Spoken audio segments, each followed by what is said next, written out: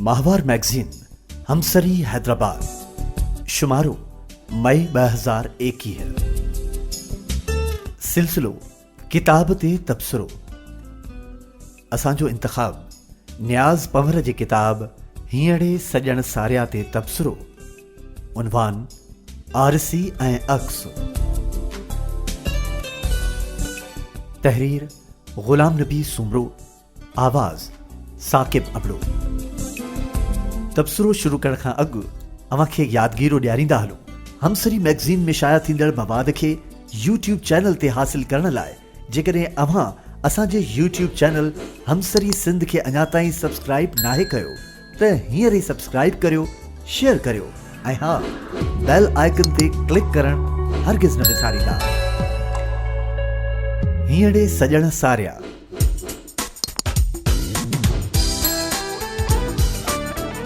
न्याज़ पंवर जो लिखियल ही किताब घणो अहम आहे। ही किताब सवानही अदब या ईअं बि चइजे त शख्सी ख़ाकनि या प्रोफाइल्स ते मुश्तमिल आहे। एक अहिड़े तर्ज़ तहरीर ऐं तख़लीक़ियत सां लिखियल आहिनि जो किताब अदब जी दुनिया में हिक ताज़गी खणी आयो आहे।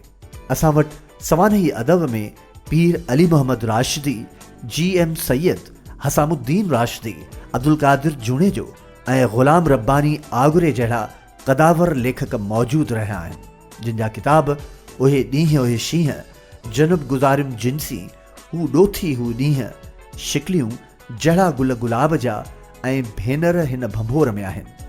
इहे किताब जॾहिं खां शाया थिया आहिनि तॾहिं खां वठी अॼु ॾींहं ताईं पढ़ंदड़नि जो ध्यानु छिकींदा रहिया आहिनि। इन्हनि में ताज़ो इज़ाफ़ो न्याज़ पंवर जो किताब हींअरे सजण सारिया जो साल 2020 में शाया थियो आहे ऐं किताब छा आहे ॼण तहरीर जो हिकु नओं जादू आहे। इंतहाई सादगीअ सां ॻाल्हि खे बयानु करण जो हुनुर को न्याज़ पंवर खां सिखे। एकवीहनि शख़्सियतुनि खे हुन कोशिश कई आहे त थोरनि लफ़्ज़नि में बयानु करे। इन्हीअ करे ख़ाकाचत आहिनि, उन्हनि में का डेग न आहे। कंहिं शख़्स जी सॼी ज़िंदगीअ खे टू दी पॉइंट बयानु कजे जो उन्हीअ जे जीवन जो चरित्र अखियुनि जे साम्हूं अची वञे। न्याज़ ईअं करण में कामयाबु वियो आहे। मुंहिंजी नज़र में शख़्सियतुनि ते ख़ाका लिखणु ऐं कंहिंजी ज़िंदगी, कम, तख़लीक़ ऐं तहरीर जो जाइज़ो का आसान ॻाल्हि कोन्हे, जॾहिं त ॻाल्हि उन शख़्स जी सॼी हयाती ऐं हासिलात जे मुतलिक़ हुजे। न्याज़ जे इन शख़्सी ख़ाकनि खे लिखंदे जेको हुन जो शख़्सनि खे ॾिसण जो मिज़ाज, ह्यूमर वारो फ़न आहे, उहो गज़ब जो आहे। उहो उनखे लिखण में कामयाबु वियो आहे। तहरीर लिखंदे जिते मिज़ाह जो मौक़ियो आहे त हुन उन खे कलम बंदि करे छॾियो आहे जो बेइख़्तियार चपनि ते मुर्क अचो वञे। तहरीर जो इहो अंदाज़ न्याज़ जो पंहिंजो आहे ऐं यूनिक आहे ऐं असां वटि वेझड़ में ईअं लिखण जो रिवाजु न हो जेको लेखक हिन किताब में खणी आयो आहे। मूं हीअ किताब दिलि सां पढ़ियो आहे। वरी किताब में आयल शख़्सनि जे दर्द जे बयानु करण जी बि उनजी सलाहियत उत्तम आहे। उहो अखियुनि जे पाणीअ खे जो दर्द जी निशानी आहे ऐं मुर्क जेका ख़ुशी ऐं इंसिबात खे ज़ाहिर करे थी, उन ॿिन्ही कैफ़ियतुनि खे हिकु कामिल तख़लीक़ार जीअं बयानु कयो आहे जो ॿिए शख़्स जे अंदर में जो कुझु आहे उहो उन खे ॾिसण जी सलाहियत रखे थो। असां मां घणा अहिड़ा लेखक आहिनि जिन खे अहिड़ी नज़र आहे। बिलाशक हू हिकु साहिब तर्ज़ ऐं नज़र नवाज़ लेखक आहे। हू अहिड़ो किताब लिखण में कामयाबु वियो आहे जंहिंमें वक़्तु लेखक ते महिरबान आहे जो हुन पंहिंजी समूरी ज़िंदगी उन्हनि शख़्सनि ते जिन ते हुन लिखियो आहे खेनि पढ़ंदे साणनि गॾु ज़िंदगीअ जा तड़ो तड़ उकरंदे, कुझु सिखंदे, कुझु सेखारींदे गुज़ारी आहे। उहो उन्हनि जो रफ़ीक़ रहियो आहे। रफ़ाक़त जो हक़ हर कोई अदा न कंदो आहे जीअं न्याज़ पंवर अदा कयो आहे। तहरीरी ऐं तख़लीक़ी हक़ अदाई बिन अहम सिफ़त आहे। बिलाशक न्याज़ पंवर हिकु वफ़ादार शख़्स आहे ऐं संदसि वफ़ाउनि जो नतीजो मज़कूर किताब में आहे। किताब खां वधीक मुअतबर गवाही ॿी कहिड़ी थी सघे थी।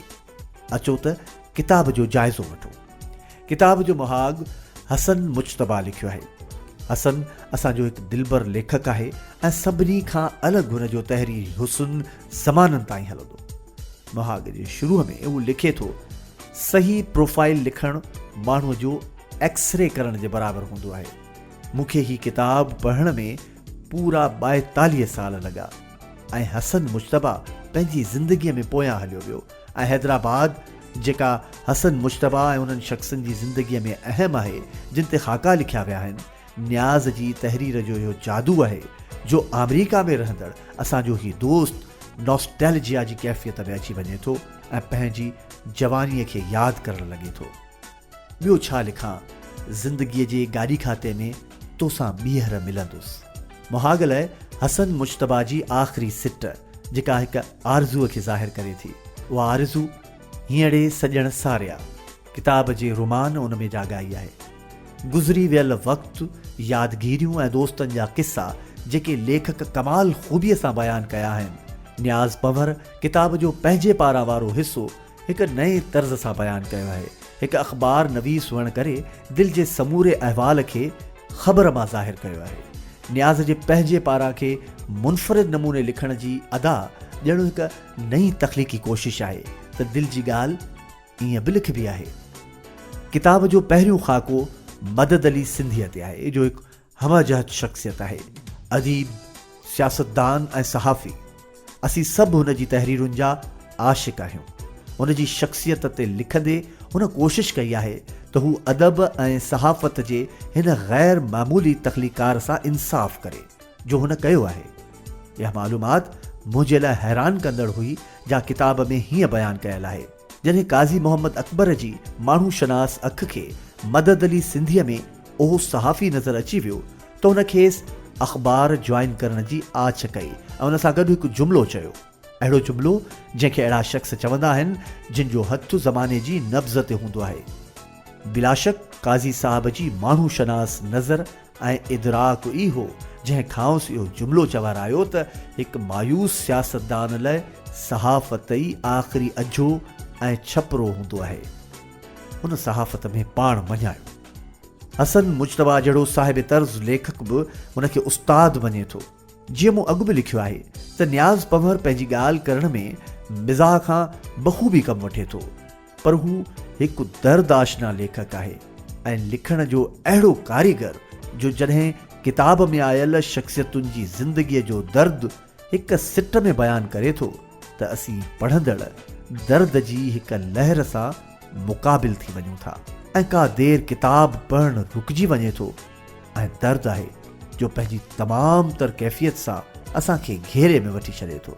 मदद अली सिंधीअ वारे ख़ाके जी इहा सिट पढ़ो, पर हू अॼु बि हिकु महीने जी पघार लेट थियण ते तकलीफ़ुनि ऐं मुश्किलात में अची वेंदो आहे ऐं ज़ाहिदा ॾिए थो जे ख़ाके जी इहा सिट, पर मूंखे ख़बर आहे त ज़ाहिदा जूं ख़ुशियूं लुड़कनि जे पाणीअ सां ॻोहियल आहिनि।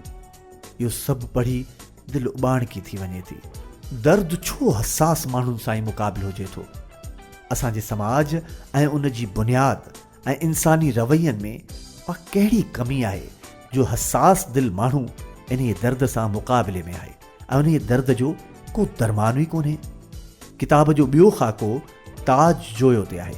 ताज हिकु कमिटेड शख़्स आहे। हू अदब ऐं सियासत जो पोरियत आहे, सादा मिज़ाज ऐं आला ज़हन।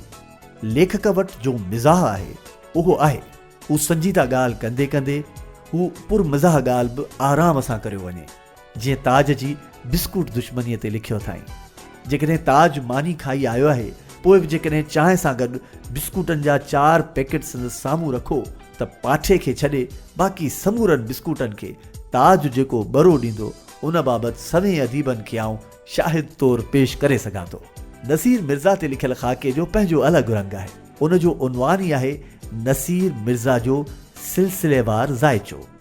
समूरो ख़ाको नंढनि ऐं दिलचस्प उनवाननि सां लिखियल आहे जेको ॿिन्ही अदीबनि जे गहरे ताल्लुक़ खे ज़ाहिर करे थो। संदुनि हिक ॿिए सां जेका हुज्जत आहे उहा हिन ख़ाके मां ज़ाहिर आहे, पर नसीर मिर्ज़ा जहिड़े लेखक ते हिन प्रोफाइल में घणी तहक़ीक़ जी ज़रूरत हुई। जीअं मथे अर्ज़ु कयल आहे त लेखक पंहिंजी ॻाल्हि बयानु करण में मिज़ाह खे वसीलो बणाए थो, पर किथे किथे इहो तंज़ जी सूरत इख़्तियार करे वञे। लिखणु हमेशह हर हाल में एहतियात जो मुतक़ाज़ी हुजे थो। अब्दुल कादिर जुणेजो ते संदुसि ख़ाको हुन जी ज़ाती अदबी ज़िंदगीअ जो तुज़ बयानु आहे। हुन जो आख़िरी इंटरव्यू न्याज़ पंवर ऐं नसीर मिर्ज़ा गॾु वरितो आहे, जंहिंमें हुन जे आख़िरी अयामनि जी तस्वीर कशी आहे। उहे असांखे ॿुधाइनि था त आख़िर ताईं उहो शख़्स नातवानी जी हालत में सुबुह खां शाम ताईं पंहिंजो अदबी तख़लीक़ी कमु कंदो रहे थो। रोशन ज़हन ऐं रोशन मिज़ाज अब्दुल कादिर जूनेजो जो इहो अदबी ऐं शख़्सी अहवाल अहम बि आहे ऐं यादि रहिजी वञण वारो पिणु आहे। हमीद सिंधीअ ते ख़ाको जेतोणीकि मुख़्तसिर आहे, पर हुन जी ज़िंदगी अदबी तख़लीक़ुनि ऐं तहरीकुनि जो बयानु इन में समोयल आहे। हुन जी इदारत में रूह रिहाण जा मशल जलाई उन जी सुहाई अॼु सूधो क़ाइमु आहे। ख़ाके में शेख अयाज़ जहिड़े कदावर शाइर ऐं नसुर नवीस बि रूह रिहाण रिसाले जी सूरत में हुन जे पोरिए जी पज़ीराई कई आहे। किताब में हिकु ख़ाको मोहतरम ख़ान मोहम्मद पंवर ते आहे कि माण्हू पंहिंजे वजूद में तहरीक थियनि था ऐं तारीख़ बि, तहरीकूं पैदा कंदड़ बि त हलचल हलाईंदड़ बि पंहिंजे हिस्से जो यादि रहण वारो कमु करे उहे तारीख़ खे बि ठाहीनि था। ख़ाके में हुन जी ज़िंदगीअ जे कमनि जा जेके तफ़सील आहिनि उहे हिकु माण्हूअ जे वस जी ॻाल्हि त न आहिनि, पर ख़ान मोहम्मद पंवर हिकु अणविर्च शख़्स हो। जा हुई जीअरी विर्ची न वेठी। शाह जी इन सिट जे हिसाब सां हुन ख़ुशी ख़ुशी बेपनाह कमु कयो। ॿारनि जी तंज़ीम, ॿारनि जी ॿारी, इदारे गुलशन अदब लाइ हू जॾहिं पाण ॿार हो त उन्हनि लाइ बेमिसाल कमु कयो। पोइ सिगा जो क़ाइमु थियणु, ॻोठ सुधार संगत, इंफॉर्मेशन डिपार्टमेंट जी नौकरी ऐं उन दौरान वॾनि आलमी लीडरनि सां मुलाक़ात जो शर्फ़, PhD करणु, नई रोशनी प्रोजेक्ट तहत समूरी सिंध में स्कूलनि जो ॼार विछाइणु, इहे सभु कम हुन पंहिंजी कुल उमिरि 49 सालनि में कया। लेखक लिखे थो त संदसि ज़िंदगीअ जी कामयाबीअ जी राह बि हिन शख़्स मुतयन कई। 100 माण्हू हूंदा जिन सां हुन भलायूं ऐं भेरा कया हूंदा। हिन ख़ाके पढ़ण खां पोइ ख़ान मोहम्मद पंवर लाइ हमेशह जीअ में जायूं हूंदियूं। किताब में हिकु ख़ाको माठीन ओठो ते आहे। एकयनि ख़ाकनि में ही ख़ाको हिकु अहिड़े शाइर ऐं आशिक़ शख़्स जो आहे जंहिं ख़ुदकुशी करे छॾी। न्याज़ इन ख़ाके खे अहिड़ी रीत बयानु कयो आहे जो हुन जी शख़्सियत जे मुतलिक़ समूरी मालूमात साम्हूं अची बीहे थी। हिकु हंधि बयानु थियल आहे त इहो ओपन सीक्रेट हो त माठीने मोहब्बत जे मैदान में पेर रखी छॾियो हो। मोहब्बत माण्हू सां ईअं छो थी करे? एतिरो नादार जो न मुर्क आहे ऐं न ख़ुशी आहे। सभ खां अहम त ज़िंदगी नथी रहे। इश्क में नामुराद शख़्स जे बायोलॉजिकल क्लॉक जा छा पंहिंजा अलॻि सेकंड, मिंट ऐं कलाक आहिनि? वक़्त जी गर्दिश माठीन ओठो जहिड़नि माण्हुनि लाइ ॿी तरह छो आहे? छा चइजे? हिकु ॻाल्हि ज़रूरु कबी त माठीनू ओठो असांखे विसरी रहियो हो त न्याज़ पंवर पंहिंजे हिन किताब में असांखे हुन जी यादि ॾियारी आहे। हिकु मासूम शख़्स जी यादि, हिकु शाइर ऐं आशिक़ जी। नाज़ सहतो वारो ख़ाको अहम इन करे बि आहे त लेखक ऐं हुन जी ज़िंदगीअ जी जिद्दोजहद जो मैदान हिकु आहे। ॿई प्रिंट ऐं इलेक्ट्रॉनिक मीडिया जा हीरोज़ आहिनि। लेखक नाज़ लाइ लिखे थो त मूं नाज़ खे जवानीअ में 24 कलाक कमु कंदे ॾिठो। यकीनन नाज़ पंहिंजो मक़ाम महिनत ऐं टैलेंट सां ठाहियो आहे। नाज़ ते लिखियल ही प्रोफाइल इजो हीअं ख़तमु थिए थो: अहिड़ी मञता को ज़हीन पर न्याज़मंद माण्हू ई ॾेई सघे थो। न्याज़ में वाक़ई दरिया दिली आहे ऐं साम्हूं वारे शख़्स खे मञण जो हौसलो पिणु। लिखे थो, नाज़ मूं लाइ हिकु रोल मॉडल आहे। मूं सहाफ़ी हुअण बावजूदु हुन खे ॾिसी सहाफ़त सिखी। असांजी सहाफ़ती औसर लॻभॻि गॾु थी आहे, पर हुन जेके तकड़ा कदम खयां, जेके हिम्मत भरिया फ़ैसिला कया, जेके सहाफ़त जा नवां रंग ऐं रूप तख़लीक़ कया, मूं उन्हनि ते कदम रखियो, उन्हनि ते हलियुसि। ऐं अलाए केतिरनि जायुनि ते हुन जो कॉम्पिटिटर रहियो आहियां, पर सच पुछो त हू मूंखां हमेशह 2 कदम अॻिते रहियो आहे। हुन जा कदम कॾहिं बि रुकिया न आहिनि, हू वधंदो रहे थो। मुंहिंजी दुआ आहे त हू अञा बि अॻिते वधे, घणो अॻियां, अञा बि घणो अॻियां। लेखक ज़वार नक़वीअ वारो ख़ाको किताब में आयल सभिनी ख़ाकनि खां मुख़्तलिफ़ आहे। जीअं असीं अॻु बि ॻाल्हि करे आया आहियूं त हिन किताब में आयल शख़्सियतुनि जे दर्द खे बि बयानु कयो आहे ऐं किथे पंहिंजी तख़लीक़ियत खे मिज़ाह जे रंग में रंगे हैरान कंदड़ नतीजा हासिल कया आहिनि। ज़वार नक़वी साहब सां लॻे थो न्याज़ साहब खे घणी वेझड़ाई बि आहे। हीउ ख़ाको यादि रहिजी वञण वारी अहिड़ी तहरीर आहे जंहिंखे पढ़ी तव्हांजे चपनि ते मुर्क अची वञे थी। हिकु जाइ ते घणी अहम ॻाल्हि लिखियलु आहे: जॾहिं असांजे तइलीमी इदारनि में शागिर्दनि जी हाज़िरी बिनह नाहे या घटि आहे, ज़वार नक़वी हैदराबाद जे हिकु कॉलेज जे प्रिंसिपल जे उहिदे ते कीअं आहे, हुन जी मामला फ़हमी, तइलीम ऐं कॉलेज सां दिलचस्पी न्याज़ पंवर हीअं बयानु कई आहे। ज़वार नक़वी हिकु कॉलेज जो प्रिंसिपल आहे। उहो कॉलेज सालनि खां फिटल हालत में हो, न उस्ताद थिया हुया ऐं न शागिर्दनि ते भेरो भॻो। ज़वार नक़वीअ कुझु वक़्तु त शागिर्दनि जो इंतज़ारु कयो, पर पोइ हिकु ॾींहुं कारे रंग जो गाउन पाए मथे ते कैप रखी कॉलेज जे शागिर्दनि जे दाख़िला फॉर्म तां एड्रेसूं हथु करे हर शागिर्द जे दर ते पहुची वियो। हर हिकु ॿार जे वालिद ऐं ॿार सां ज़ाती तौरु मुलाक़ात कयाई। तइलीम, मुस्तक़बिल, मुल्क, ज़िम्मेवारियुनि ऐं सचायुनि ते हिकु वॾो लेक्चर ॾेई खेनि हर हालत में कॉलेज अचण जी तलक़ीन कयाई। कुझु दड़का, कुझु दैमान ॾींदो वापसि कॉलेज मोटी आयो। इहा मश्क 2-3 ॾींहं जारी रखियाई। अॼु संदसि उहो कॉलेज हैदराबाद शहर जे कुझु अहिड़नि कॉलेजनि मां हिकु आहे जंहिंमें ॿारनि जी बाक़ाइदा रश आहे। उहो हाणे पाण बि रोज़ क्लासनि में वञे थो, रोज़ानो पाण बि क्लास वठे थो ऐं ॿियनि उस्तादनि जी बि हाज़िरीअ खे यकीनी बणाए थो। 3 प्रोफाइल अहम आहिनि जेके नज़ीर नाज़, ज़ाहिदा ॾेथो ऐं नुज़हत पठाण ते आहिनि। माण्हूअ जा ॾुख सुख, जिदोजहद ऐं हासिलात मजमूई हुजणु घुरिजनि ऐं आहिनि, पर छा कजे जो असां वटि सिन्फ़ी इम्तियाज़ हिकु हक़ीक़त आहे। इन्हनि टिनी औरतुनि वॾी जिदोजहद करे कामयाबी माणी आहे। इन्हनि जूं ख़ूबियूं मशले राह हुजणु घुरिजनि। औरतुनि लाइ ऐं असां सभिनी मर्दनि लाइ बि न्याज़ हिते बि तहरीरी ऐं तख़लीक़ी कमाल ते आहे जो हू इन्हनि टिनी शख़्सियतुनि ऐं उन्हनि जी ज़िंदगियुनि में पेश आयल नंढियुनि नंढियुनि ॻाल्हियुनि मां वॾा नतीजा अख़ज़ करे थो त इन्हनि शख़्सियतुनि ज़िंदगीअ सां कीअं वहिंवार कयो ऐं कामयाबी माणी। हिकु ख़ाको ग़ुलाम अकबर कलर ते आहे।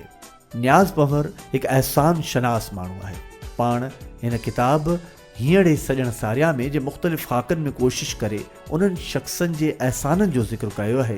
अहिड़ो ई शख़्स हू ग़ुलाम अकबर कलर खे सम्झे थो। मां अॼु जेको कुझु आहियां सो पंहिंजे हिन उस्ताद जे करे आहियां। इहो हिन किताब जे आख़िरी प्रोफाइल जो उनवान आहे।